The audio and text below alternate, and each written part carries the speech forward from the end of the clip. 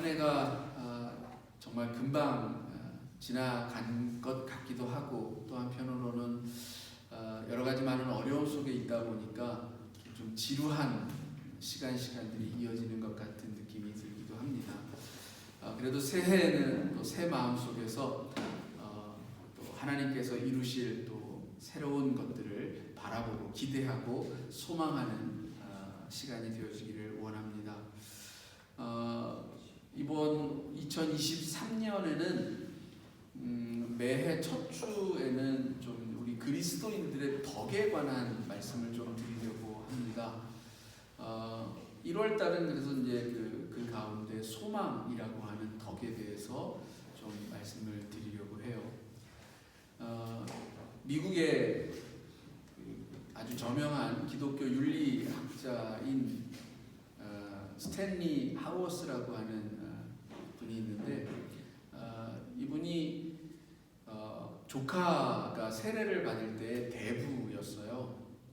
우리 가톨릭 전통에서는 그 대부를 세우잖아요.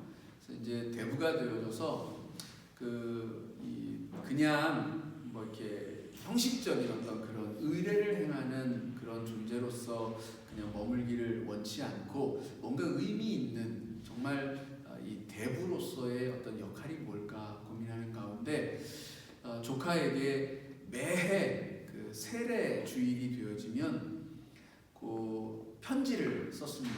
그 편지의 내용은 그리스도인들이 갖추어야 할 덕목에 관하여서 이렇게 써서 그 아이가 이제 성년이 될 때까지 쭉 편지를 보낸 것을, 그것을 이제 묶어서 이제 책으로 이렇게 나오게 되었는데, 그 책의 제목이 덕과 성품이라는 책입니다.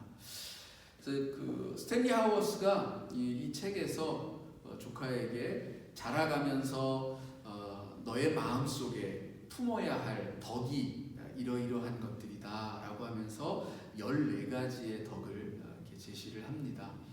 그리고 그 덕들이 쌓여져서 너의 성품이 되어지기를 원한다, 이렇게 이제 말을 하는데요. 덕이라고 하는 것은 우리가 실천해야 하고 또 우리의 어떤 의지적인 그런 용기가 필요한 일들입니다.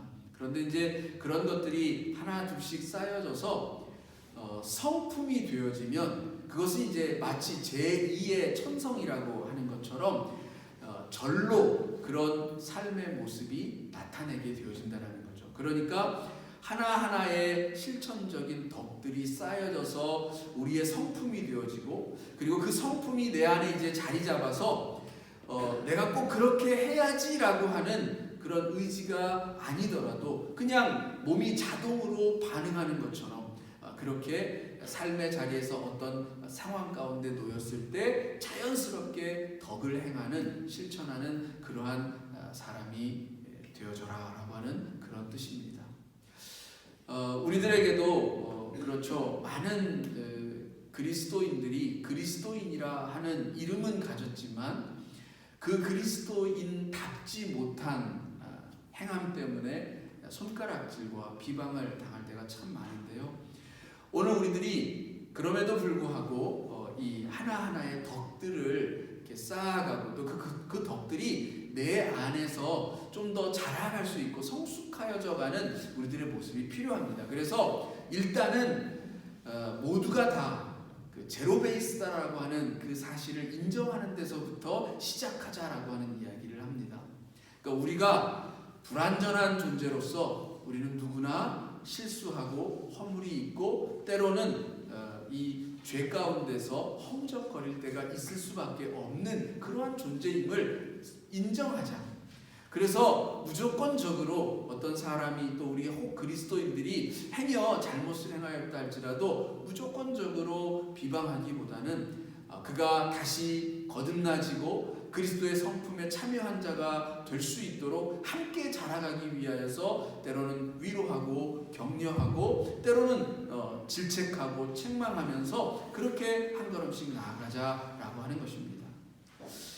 그리고 또 한 가지 굉장히 중요한 이야기를 합니다. 그리고 사실은 이것은 이제 매해 우리가 이제 매달 그 살펴볼 덕목에서도 잊지 않아야 할 한 가지인데요. 모든 덕은 중용이다 이렇게 말합니다. 무슨 말이냐 하면 모든 덕이라고 하는 것은 지나침과 부족함 사이에 있다라고 하는 것입니다. 그렇죠. 사실은 우리가 이렇게 말하고 있는 모든 덕들은 이게 지나치면 부덕이 되어지고 모자라도 부덕이 되어집니다. 그래서 사실 덕이 만약에 14가지 이렇게 스탠리 하우스가 제시하는 14가지가 있다면 부덕은 그 2배가 되어지는 28가지가 되는 거예요. 그러니까 우리 삶에 덕보다는 부덕이 훨씬 더 많고 또 그런 부덕을 행할 가능성이 훨씬 더 크다라는 사실을 말해줍니다. 그리고 이 덕이라는 것을 항상 생각할 때는 이 중용, 모자람과 지나침이 없어야 한다라고 하는 이것을 반드시 기억해야 한다라는 것이죠. 예를 들어서 겸손함이라고 하는 것은 이 비굴함과 자만함 사이에 있습니다. 넘치면 자만이 되어지고 부족하면 비굴함이 되어진다는 것입니다. 절제도 마찬가지죠. 지나치면 때로는 자기 학대가 되어질 수도 있어요. 또 너무 넘치면 정말 탐욕스러운 그런 자가 되어질 수도 있는 거죠. 용기는 주저함과 또 무모함 그 사이에 있는 것이고요. 오늘 저희들이 살펴보게 될 이 소망 역시도 사실은 중용을 우리가 잘 지켜 행해야 합니다. 이 소망이라는 것도 지나치면 우리의 욕망이 과욕으로 변질되어져서 부덕함이 되어지는 것이고, 너무 소망이 부족하고 없게 되어지면 사실은 절망하는 것입니다.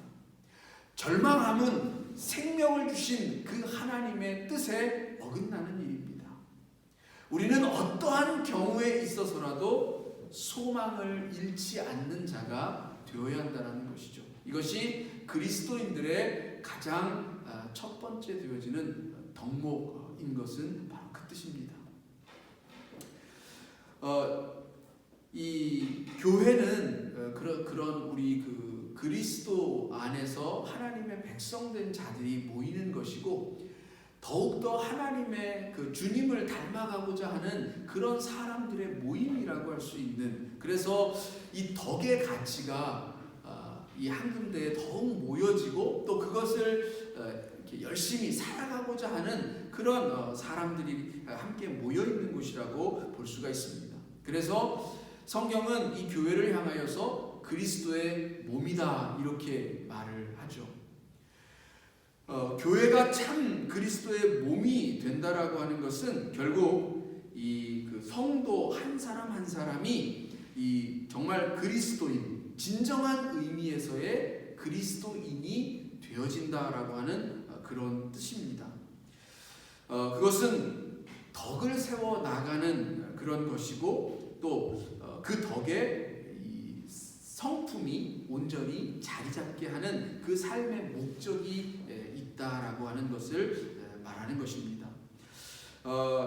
우리 인간은 사실은 소망이 없으면 한치도 살아가기가 참 어렵습니다. 특히나 고난 가운데 있는 사람들에게는 이 소망이 더욱더 절실하게 요구되어집니다. 몇 달, 벌써 이제 시간이 지나서 이제 몇 달 전이 되어졌는데, 그 한국의 탄광에 갇혀서 한 10여일을 어둠 속에서 지냈다가 이렇게 구조되어진 사람들이 있죠. 최근에 그분들이 그 잡지사와 인터뷰를 했더라고요. 거기에서 이제 가장 핵심적인 이야기는 그거였어요. 소망이 있었기 때문에 살 수 있었다라고 하는 것이었습니다. 반드시 살 수 있을 것이다라고 하는 그 소망을 잃어버리지 않았다라는 거예요. 캄캄한 어둠 속에 있을지라도 분명코 누군가가 우리를 기억하고 우리를 구하기 위하여서 애를 쓰고 있을 것이다. 그리고 그들의 손길이 우리들에게 닿게 될 날이 올 것이다라고 하는 그 소망을 잃어버리지 않았기 때문에 하루하루를 견뎌낼 수 있었다라고 그렇게 인터뷰를 하였습니다. 소망은 그렇습니다. 어둠 가운데에서도 빛을 가지고 살아가는 사람들을 말합니다.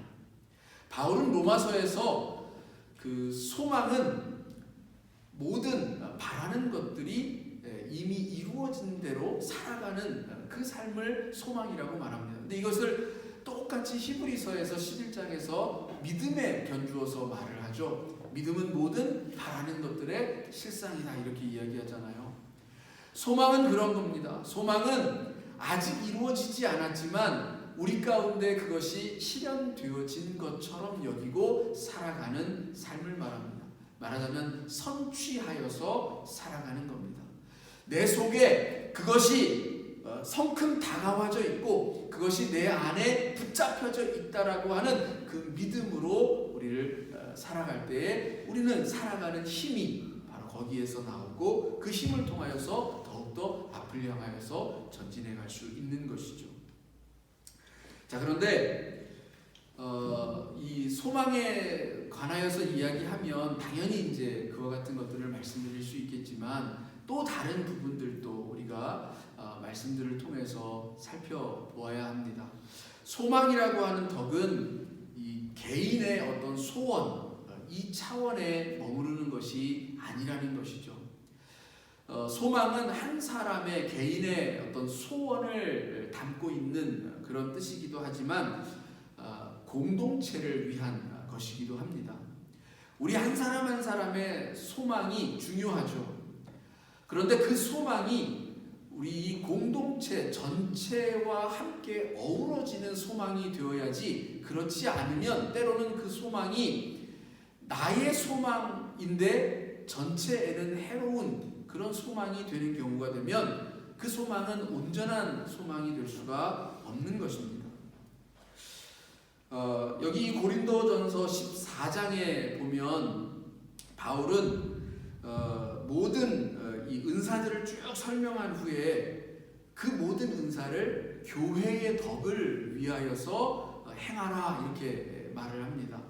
그러니까 우리에게 주어진 것들을 살아나갈 때 먼저 교회의 덕, 이 덕이라고 하는 것을 교회라고 하는 공동체를 먼저 생각하는 데에 사용하라라고 하는 것입니다. 뿐만 아니라 이 로마서 15장 2절에서는 이렇게 얘기합니다. 우리 각 사람이 이웃을 기쁘게 하되 선을 이루고 덕을 세우도록 하라.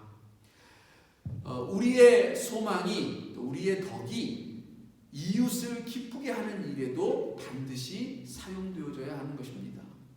그래요. 때로는 우리가 간절히 소망하는데 그 소망이 나에게는 이로운 것인데 그 소망이 이루어지면 누군가를 아프게 하고 누군가를 슬픔 가운데로 떨어뜨리는, 때로는 누군가를 절망하게 만드는 그런 소망이 되어서는 안 된다는 거예요.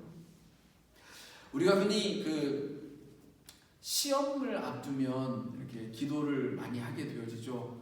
우리 자녀들을 위하여서 또 어떤 그 합격을 위해서 이렇게 열심히 기도하는데, 사실은 이제 그 우리 성경의 관점에서 보면 그런 기도는 오히려 엄밀하게 따지면 바람직한 기도는 분명히 아닙니다. 내가 기도하여서 내 자녀가 합격한다라고 하는 것은 그 반드시 또한 거기에는 누군가 떨어지는 사람이 있을 것이고, 또 그런 이들이 또 아픔을 또 슬픔을 겪는 그런 것들이 분명히 있다라는 것이죠. 그러니까 내가 좋음을 통하여서 누군가가 슬퍼지는 그러한 기도보다는 사실은 우리가 노력한 대로 또 정말 하나님이 주신 그 달란트대로 그것을 제대로 사용하고 또 하나님의 뜻에 또 목적을 이루어드리는 그것에 온전히 사용되어질 수 있도록 하나님께서 이끌어 주시기를 우리가 기도하고, 그 과정 안에서 또 그 뜻에 합당할 때 하나님이 우리에게 허락하시는 그런 은혜가 되어지도록 기도하고, 또 혹 행여나 그렇지 못한 이들이 있을 때에는 또 그들에게도 동일한 하나님의 은혜가 있고 또 그들에게 또 새로운 길과 또 하나님께서 또 허락하시는 은혜가 있기를 함께 기도할 수 있어야 한다는 얘기입니다. 그래요. 물론 그것은 우리 경쟁이라고 하는 그런 사회, 그리고 한정되어져 있는 어떤 자리를 놓고 하는 것이기 때문에 어찌할 수 없는 그런 것이다 할지라도, 그런 것 외에라도 우리는 우리의 기도가, 우리의 소망을 이루는 것이 행여 타인의 어떤 것들을 빼앗는 결과가 되어지는 그런 기도, 그런 소망은 이렇게 우리가 좀 더 생각해보고 내려놓을 수 있어야 한다라는 그런 뜻이 되어지는 것입니다.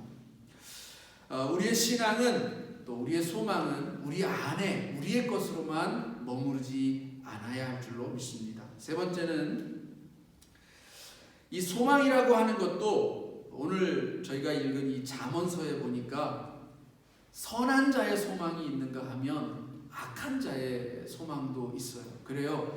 그렇죠. 우리가 소망이라고 하는 것이, 이제 우리 각 사람은 그래도 나는 좀 괜찮은 사람이다라고 생각들을 하시죠. 그죠? 저와 여러분 이렇게 하나님 앞에 나오면서 이게 특별히 이렇게 아주 나쁜 그런 흉악한 범죄자의 어떤 그런 삶을 살지는 않았고, 또 그렇지 않기 때문에 나름은 좀 스스로를 향하여서 좀 괜찮지 않나라고 하는 그런 생각들을 하실 수 있을 겁니다. 그런 우리가 갖는 소망들도 있죠. 그런가 하면 정말 어떤 범죄를 꿈꾸고 어떤 악한 생각들, 악한 마음을 가지고 자기만의 탐욕을 구하여서 그것을 실현하려고 하는 그런 이들도 분명히 있어요. 악한 의도를 가지고, 목적을 가지고 그 계획을 하고 그 계획을 실행하여서 자기의 뜻을 이루려고 하는 악한 사람들도 있다라고 하는 것입니다. 여러분, 정말 그럴 때에 오늘 잠언서는 무엇이라고 이야기하냐면, 의인의 소망은 즐거움을 이룬다라고 말합니다. 그러니까 우리의 소원이, 우리의 소망이 의인의 것이 되어지면, 선한 자가 꿈꾸는 소망이 되어지면 모두의 즐거움이 돼요.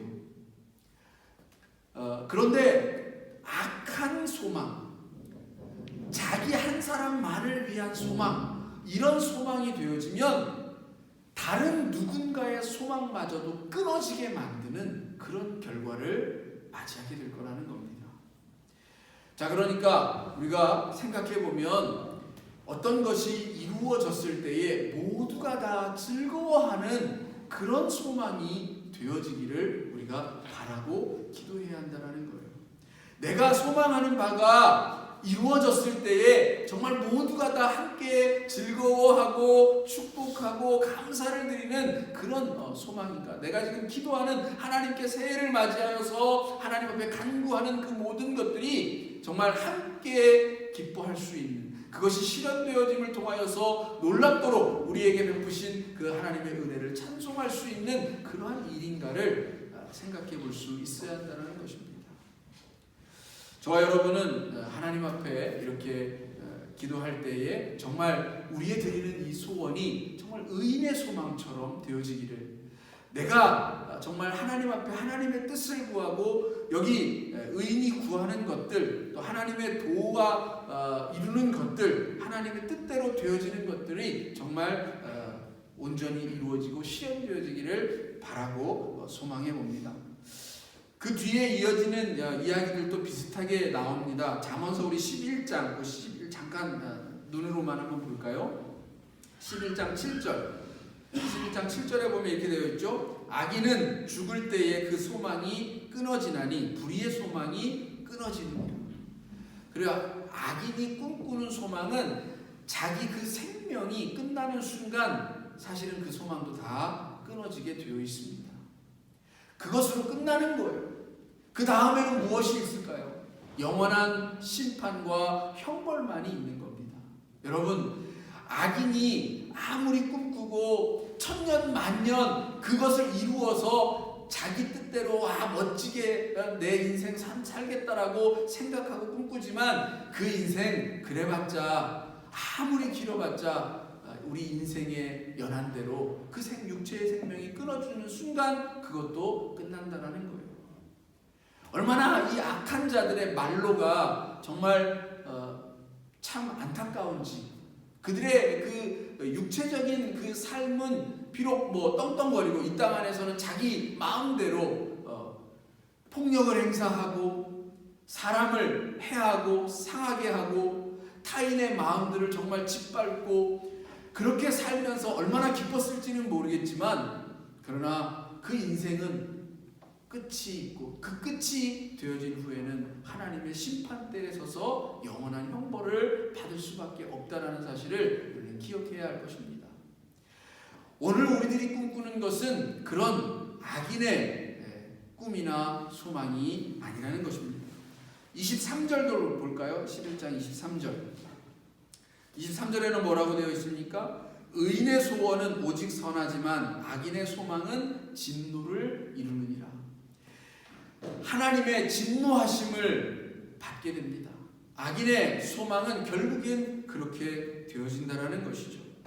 또 14장 32절에 보면 이 악인은 그의 환난 날에 엎드러질 수밖에 없고 무너지고 절망할 수밖에 없지만, 그러나 의인은 죽음 가운데서도 소망이 있을 것이다 라고 말해줍니다. 그래서 시편 42편 5절 11절 또 시편 43편 5절에서 반복적으로 이야기하죠.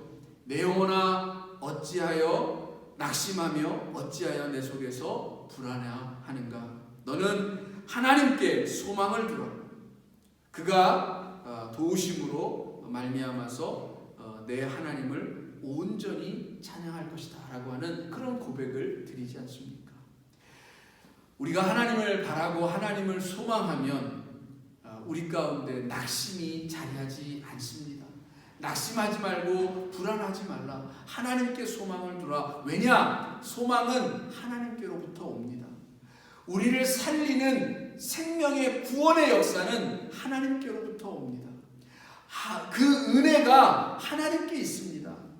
우리를 건지시는 그 놀라운 능력과 힘이 다른 어디에 있는 것이 아니라 하나님에게 있습니다. 그러니 성경은 계속해서 끊임없이 너희의 소망을 하나님께 두라고 말씀해주고 있는 것입니다. 저 여러분 올 한 해 하나님께 소망을 두고 하나님께 은혜를 구하고 하나님께 능력을 구하는 한 해가 되어지기를 원합니다. 그래야 하나님이 이루시는 것을 온전히 누리는 저와 여러분이 되어지기를 원합니다. 그런데 그 시편 이 71편 14절 또 78편 7절에서 소망을 하나님께 두라고 이렇게 말씀하고 있지만, 그렇다고 우리가 아무것도 하지 않느냐? 그런 것은 아니죠. 제가 좋아하는 한자 성어 중에 진인사 대천명이라고 하는 글귀가 있습니다. 우리가 다 알고 있듯이 사람의 할 도리를 다 하고 난 후에 하나님의 뜻을 기다린다라고 하는 뜻이죠. 우리가 하나님의 그 뜻을 기다리고 또 하나님께서 이루시는 것들을 바라보고 기대하고 소망하지만, 그렇다고 해서 내가 아무것도 하지 않고 그냥 감나무 아래에서 떡이 감이 떨어지기를 기다리는 그런 삶을 사는 것이 아니라는 것입니다. 분명 성경은 사람이 자기의 계획을 계획한다 할지라도 그것을 이루시는 이가 하나님이시다라고 하는 것을 분명코 말해주지만, 그러나 그 계획을 살아가고 실행하고 실천하는 그 삶은 우리에게 있음을, 그리고 하나님은 우리를 통하여서 일하시기를 원하시고 우리의 손과 발을 통하여서 이 세계와 이 땅을 기경하시기를 원하신다라고 하는 사실을 우리는 분명코 기억하고 있습니다. 때문에 우리는 성실하게 하나님의 성실하심을 본받아서 우리의 삶을 살아가야 합니다. 그리고 그 삶의 자리에 항상 내 힘으로 그 모든 것들이 이루어지는 것이 아니라 나를 사용하시고 나를 통하여서 일하시는 그 하나님이 이루실 것이다라고 하는 그 소망을 두는 것입니다. 그리할 때에 우리는 진정 이 하나님의 뜻대로 되어지는 그 놀라운 축복의 역사를 맞이하게 될 것입니다.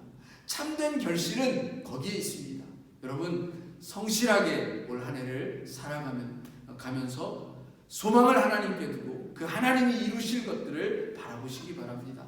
저 아브라함을 부르실 때에도, 저 모세를 부르실 때에도 우리의 삶의 자리와 어쩌면 비슷했습니다. 어렵고 힘든 여건과 상황 속에 있었습니다. 그러나 그들이 갈 바를 알지 못하고 때로는 어둠 속을 헤매는 것과 같은 인생일지라도 소망을 오직 하나님께 두고 하나님의 말씀에 의지하여서 순종하며 나아갈 때, 자기의 삶을 드렸을 때에 놀라운 축복이 그들에게 주어졌던 것처럼 약속의 땅이 저 여러분에게 주어지는 올 한 해가 되어지기를 주님의 이름으로 축원합니다. 기도하시겠습니다.